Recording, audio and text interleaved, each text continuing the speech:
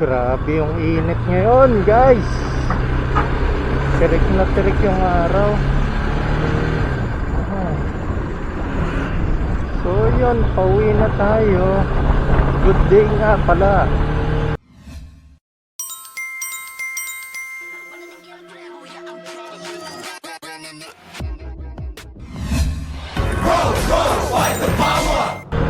So nagpalagay tayo ng parang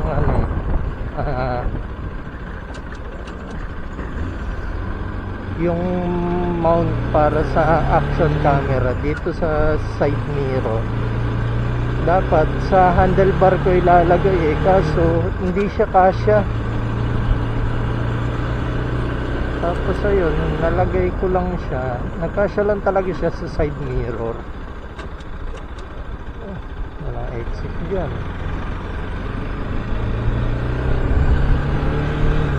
Side mirror lang siya kasi. Ay, tama. Tapos yun pa, yung screw niya natanggal kaninang umaga. Medyo malas-malas lang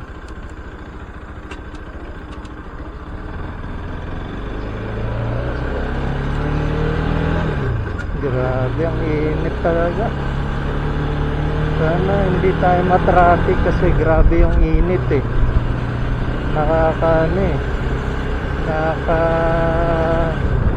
tusok talaga parang nanunusok yung lamig nanunusok. Ano ba yung term nila dun? Hindi nanunusok yun parang hindi rin nakakagat. Parang tagos yung init. So kahit anong gawin natin, talagang naka-slips na ako, mainit pa rin. Pag nag-jacket kasi ako, masyado akong papawisan, kaya slips yung madalas. Tapos nag-ano na tayo, nag-t-shirt. Sisiksik ka, di sumiksik ka kan. Kasi naman siya.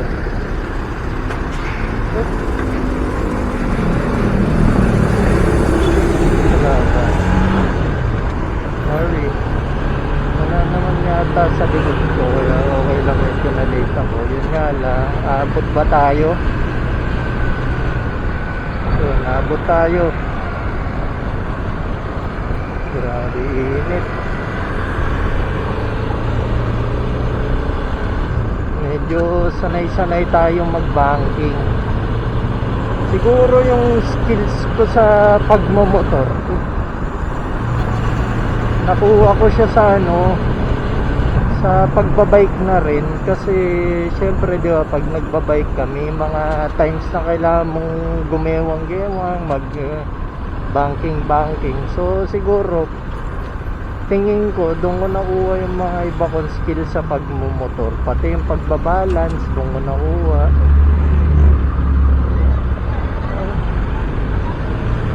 Saka yung yung mga pagsingit-singit, though hindi ko naman madalas ginagawa yung pagsingit, pero syempre pag alam nating matatraffic tayo at kailangan natin magmadali, ginagawa na natin. Katulad dito, hindi naman natin sinisingitan yung mga ganyan. Daming ngayon sasakyan. Ano nga meron?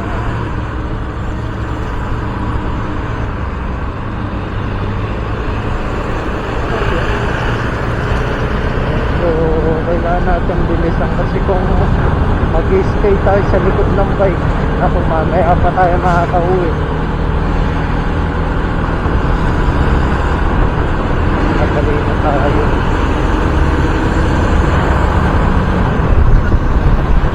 Gandang-ganda talaga ako sa mga ganyan bike, yung mga pang-enduro.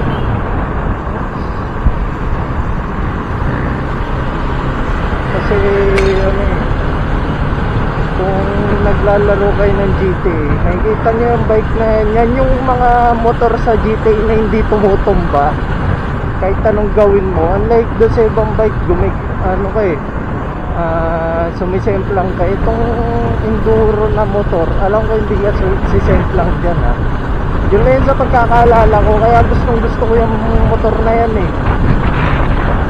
Tapos ang angas pa na itsura, parang ano, parang yan yung pinakamataas na motor na. Dati hindi ako mahilig sa sports bike talaga. Neto na lang nung mga nakita ko na yung mga magagandang sports bike ngayon. Dati kasi hindi ko talaga trip yung itsura niya eh. Kasi parang ano, motor ni Mas Rider Black. Ganun yung itsura dati, yung feeling ko ng itsura dati ng mga ano eh, mga sports bike. Pero ngayon talagang ano eh, di ba na itsura, gandang-ganda na ako eh. Ay nako, grabe.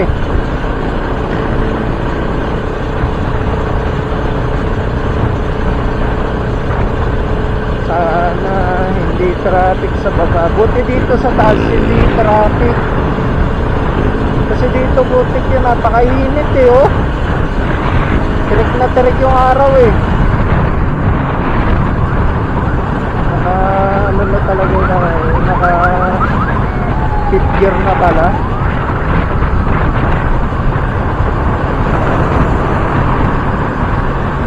Ayoko talaga nagmamadali ay nagmamabilis ng takbo pag pababa. Pero ano eh, medyo kailangan natin sanayin yung ano natin, sarili natin. Kasi hindi pwede yung lagi tayong ano, yung alam nyo yun, yung nagbe-brake ka ng matagal, lalo na sa pababa. Okay lang naman siguro kung mabagal yung takbo. Pero katulad nga yan, syempre, hindi naman pwedeng lagi kang naka-brake or lagi kang nakapiga sa clutch. As much as possible, nag-ano tayo, nagko-control tayo sa pababa. Kasi dati yung riding habits ko talaga, pag pababa talaga nakapiga ako sa brake eh. Ayoko yung ano eh, yung nakapiga ka sa silinyador habang pababa. Nabibilisan kasi ako, sa feeling ko delikado.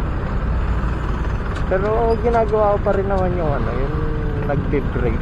Pero hindi na ganun ka dalas or hindi na ganun yung ano, yung pagpababa ko medyo pumipihit-pihit na rin ako.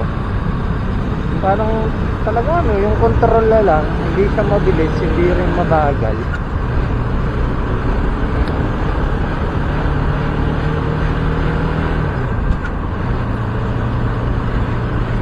Bilisan lang natin ngayon. Init to. Kung sa probinsya to, tapos ganito yung panahon, presko pa to eh. Pero dito sa Manila talagang pag mainit, mainit eh. Hindi mo makokontrol yung ano niya eh, yung init niya, talagang tumatagos. Sa probinsya ano pa to, kumbaga yung gantong panahon presko pa. Ganda ng box nun eh. Parang gusto ko magtalag. Ganun talaga yung bala ko dati palagay dito, yung ganun style, yung hindi malaking malaki yung box, yung sakto lang.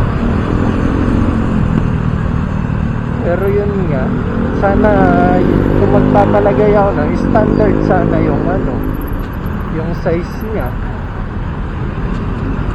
or pwede siya kahit anong box. Alam niyo yung parang natawag dito, yung kahit anong box magkakasya doon sa ipapalagay kong bracket or adjustable yung bracket. Pero future plans pa yun, hindi muna ngayon kasi medyo mahal din eh yung magpa-bracket ka eh. Kailangan gastusan eh, syempre may inuuna tayo.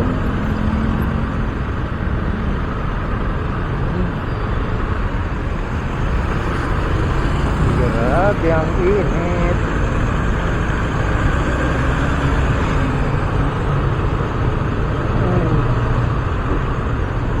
Pero mabilis naman yung biyahe kahit mainit.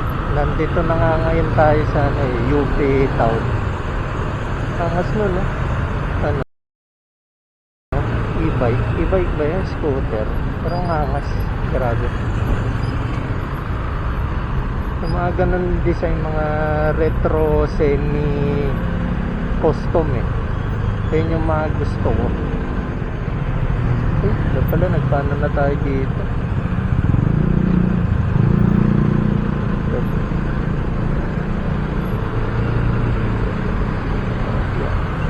Pero abot pa tayo, 2 bar pa tayo. Abot tayo na ito sa ano, Total. Doon na tayo magpagas. Ano, magkano ipapagas ko? Siguro ano, 500 na ulit. Tubusin na natin yung ano, ipa-full tank na ulit natin. Kung kaya ng full tank. Ay, ang init. Grabe, traffic doon. Nakita ko na. Doon pala yung traffic. Nangyari.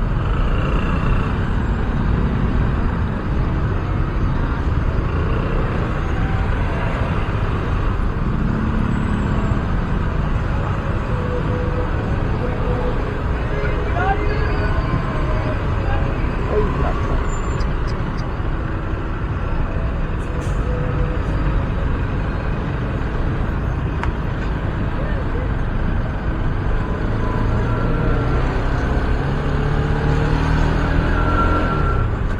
Hindi ko agad napansin. Medyo may fault talaga ako doon. Hindi ko napansin na paligo eh. Pero yung isa kasi ano, dumiretso. Kala ko papasingitin din ang ganito, yelo.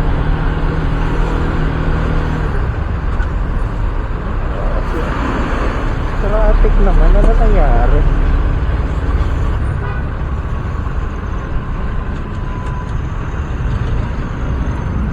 Grabe. Ano ba? Nagkabanggaan.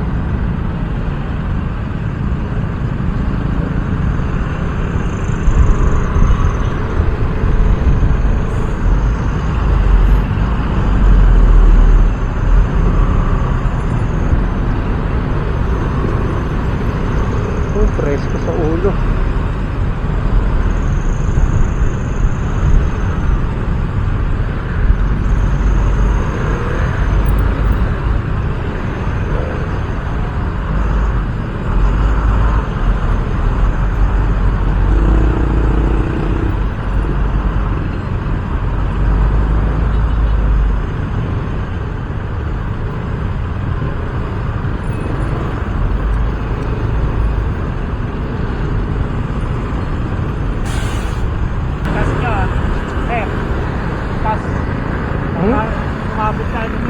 Flat? Tas. Oh? Housing. Iyan ko. Kasi yung sintas ko daw. Kala ko butas yung sinabi. Buti na pansin sir. So, gusto yung mga truck kanina. Ang dami.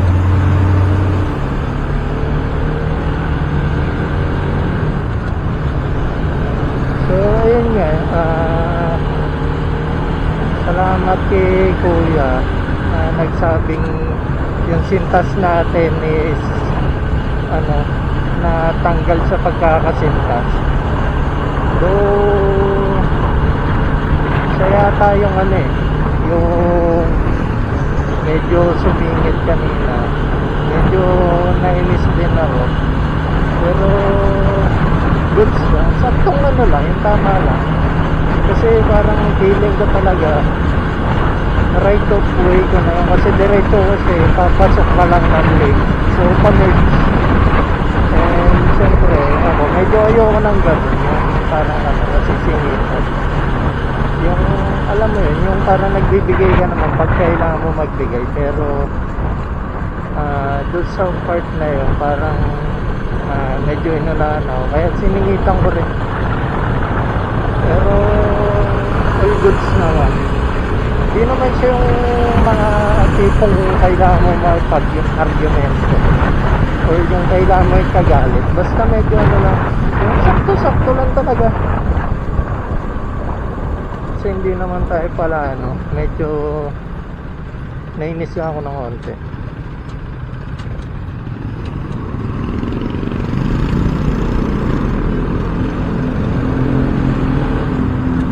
Kala ko nga kanina nung ano eh, nung kinakausap ako, nainis din siya doon sa ano ko, yung sa medyo pagdiretso ko nung pasingit siya.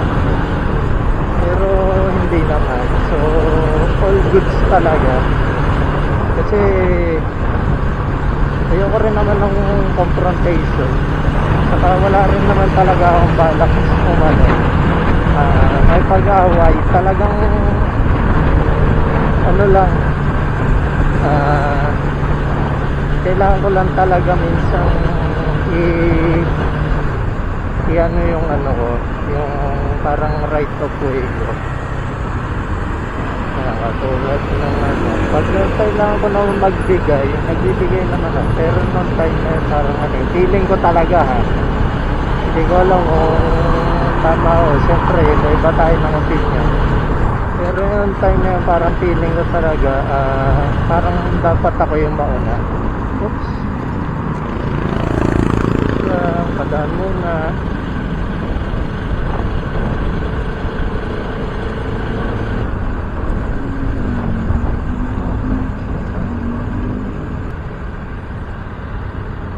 Dito na tayo.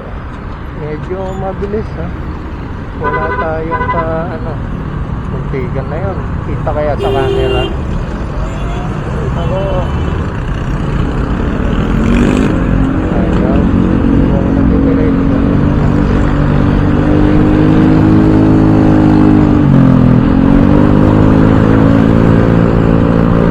Yung plaka nun, nakapalengkong na. Malapit na tayo sa total. Aabot yung 2 bars natin. Dito na tayo dito siguro. Maaga na tayo. Ito na.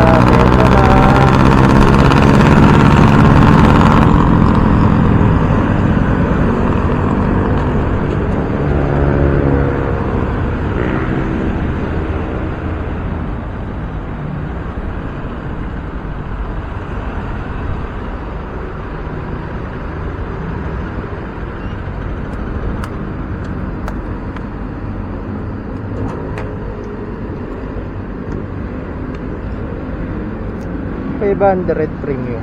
500. Hindi ako makakuha. Ano yung nakabit? 91 octane, 95 octane.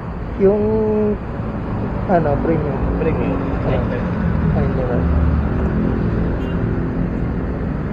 500.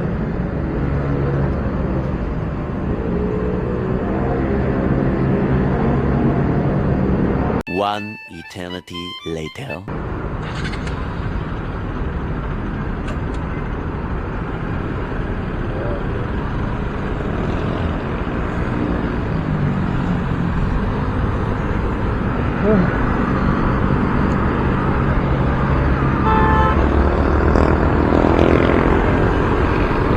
Grabe talaga to si Topless, parang nagmumumog ng gas.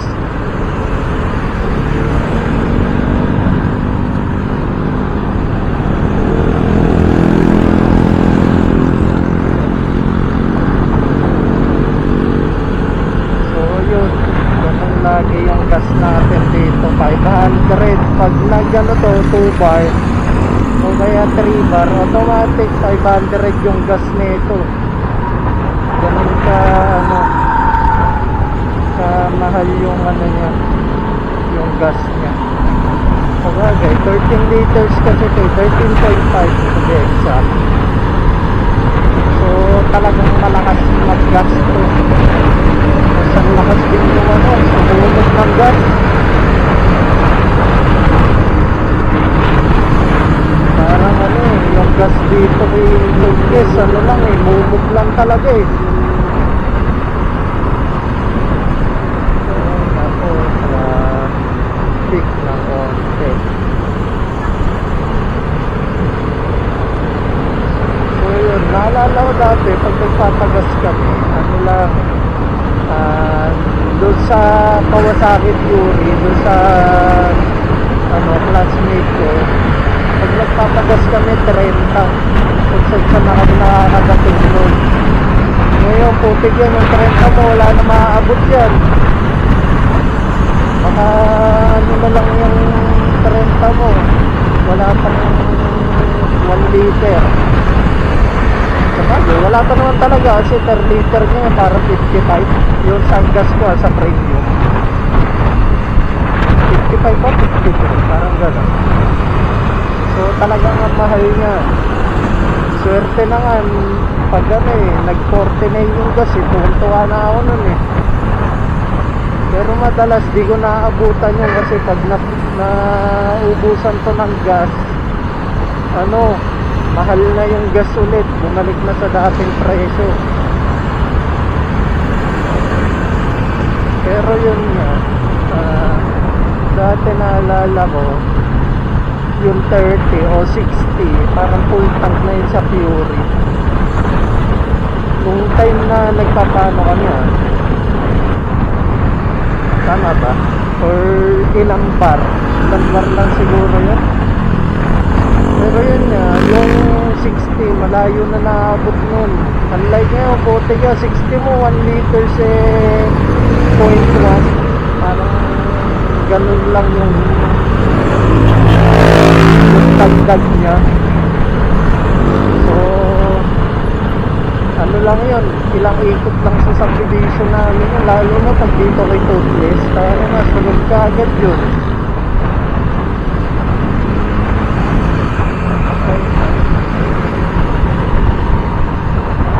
Siguro talaga kung dati pa ako natuto magmotor, ano talaga, siguro ang ano ko dito kay Toothless, pampro ko, hindi mo na pampro, parang at least marunong ako.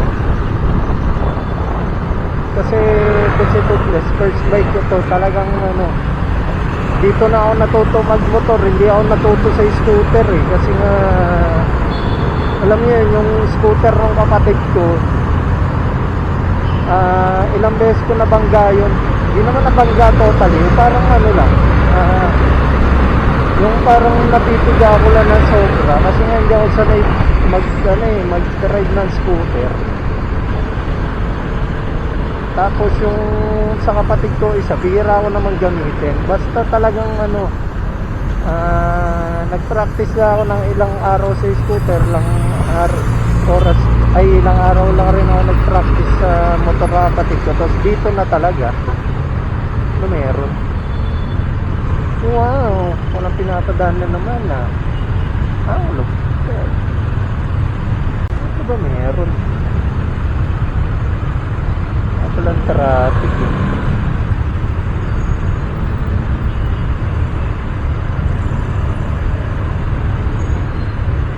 may ano yata, may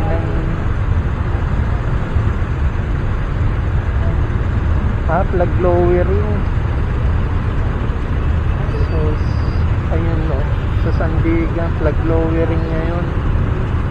Ngayon ko lang naabutan to parang kasi maaga pa.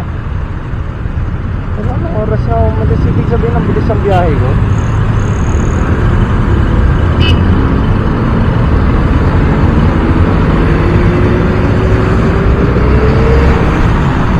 Pala kabilis ang biyahe ko, wala pang ilang minutes.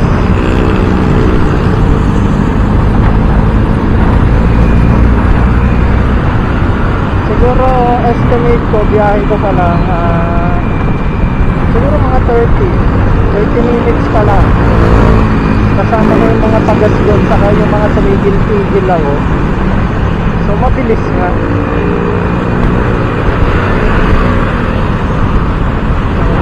Kasi hindi pa traffic ngayon maluwag-luwag pa.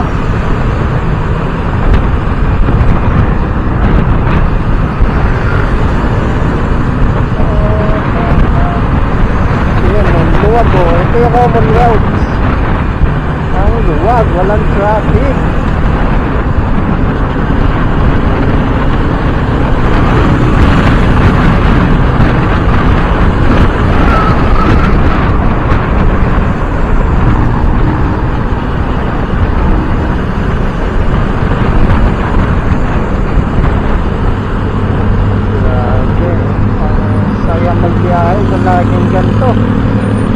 Tuloy-tuloy.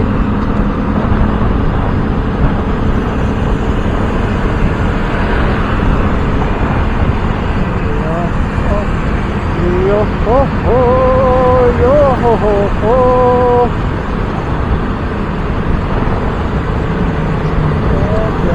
Ngayon hindi tayo diretso eh.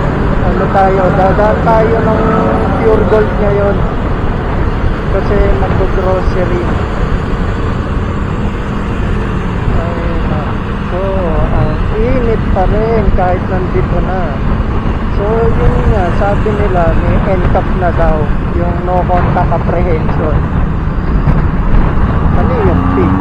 Basta yung hanggang A na yung alam ko eh, apprehension lang eh. Pero yung P, hindi ko alam. Pero sana kung magkaka-NCAP man, dapat pair sa lahat. Katulad niyan, no contact apprehension pero hindi ka mapasok ng MC lane, no? Kasi nga may maraming lumalabas din sa sa Solibel. So automatic yun pag nasa labas ka ng MC lane, may penalty, ay may ka agad, ticket ka agad. Sana wala. Kasi sa totoo lang, unfair yung kung yung mga motor, yun lang titikitan. Dapat yung mga tumatambay din ng motorcycle lane, dapat may ticket. Katulad nitong nasa likod ko, kanina pa yung nakatambay dyan, oh. Umalis siya, tapos lumipat lang ng lane. Hindi ko alam kung makikita sa video, pero kung makita man, ayun nga. Marami talagang dito, parang medyo mahirap talaga ipatupad yung gusto nila, lalo na dito sa Commonwealth kasi dami talagang tambay eh. Katulad nito, tambay na naman sa to, MC lane. Tapos pag yung kotse yung lumabas, ay pag yung motor yung lumabas sa lane, huli. Pero pag yung mga kotseng umaharang, walang huli, walang ticket. Bali yung batas para lang sa sa motorcycle na lumalabas ng lane, pero hindi siya para doon sa mga kotseng umiiwas, ay kotseng tumatambay sa lane ng motorcycle. Traffic kung pa ako mag-i-U-turn. So yun nga, parang dati pa feeling ko unfair na yung ganong rules. Parang ang sa akin lang yung reason kung bakit ka lumabas sa motorcycle lane, hindi titikitan. Ang titikitan nila yung lumabas mismo sa motorcycle lane. Kung wala naman laman yung motorcycle lane, hindi naman tatambay, hindi naman alis din yung motorsiklo eh. So dapat kung manghuli sila, dapat parehas. Traffic, grabe.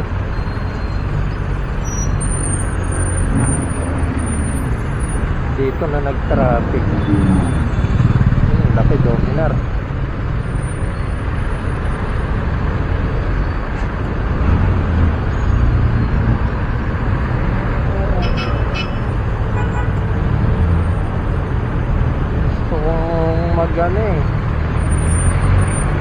Mag-U-turn na eh, walang U-turn dito eh. Doon pa yung U-turn, no? Lagpas pa ng parang station na yan. Pero grabe, sobrang init. Gusto ko na magpahinga, gusto ko nang mag-park. Ay nako,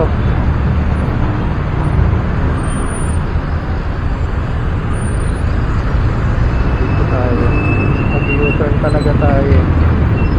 Medyo na tayo, kailangan na natin umikot.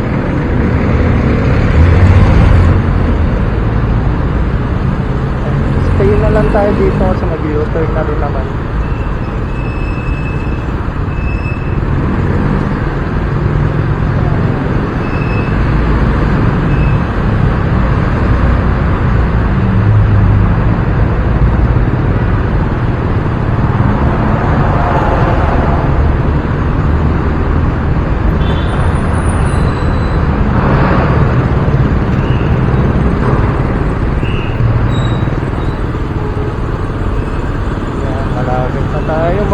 U-turn.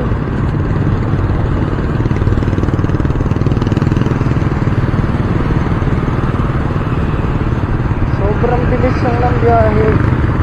Ano, parang 4:30 pa lang. Parang first time yung ganito talaga sa akin, promise.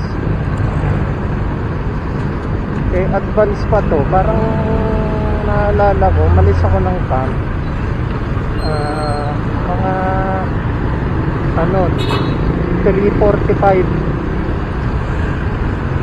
So medyo ano na yun, ganun halos yung oras talaga ng uwi ko. Parang nauna lang ako ng mga 5 minutes kesa doon sa normal ko. Pero grabe, walang traffic ay wala akong nabutan traffic. Talagang legit na mabilis ang biyahe. So ganun lang pala kabilis yung biyahe dito pag hindi ka nata-traffic.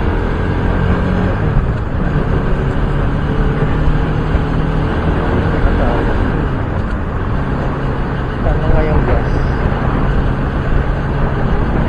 54. Siya. Dito lang tayo kasi maglano lang tayo.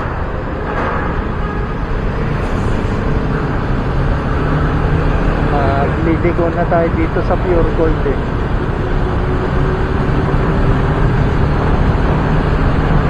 Ayun, papark lang tayo. Siguro dito ko natapusin ng vlog kasi ayan na yung Pure Gold eh. Papark na tayo. So ayun guys, bye bye na.